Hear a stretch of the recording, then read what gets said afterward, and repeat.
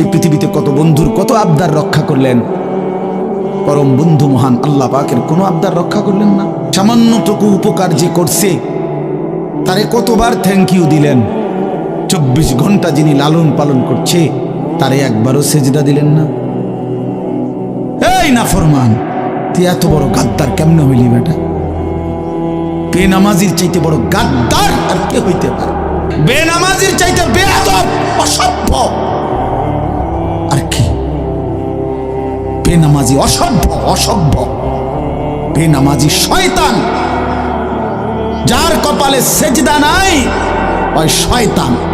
আল্লাহর কোরআন বলছে, ইবলিস তুই সেজদা দিলি না, আজকের থেকে তুই শয়তান। আল্লাহ বলছে বের হ বেঈমান, কেন সেজদা দিলি না? ফাইন্নাকা রাজিম, আজকের থেকে ইবলিস তুই অভিশপ্ত। এজন্য বেনামাজি অভিশপ্ত, বেনামাজি শয়তান। ওয়া ইন্না আলাইকা লানাতা ইলা ইয়াউমিদ্দিন। আল্লাহ বলছে ইবলিস তুই আমারে সেজদা দিলি না, তো মনে রাখিস আজকের থেকে নিয়ে ইসরাফিলের ফু পর্যন্ত, কিয়ামত পর্যন্ত তোর উপরে আমি আল্লাহর লানত।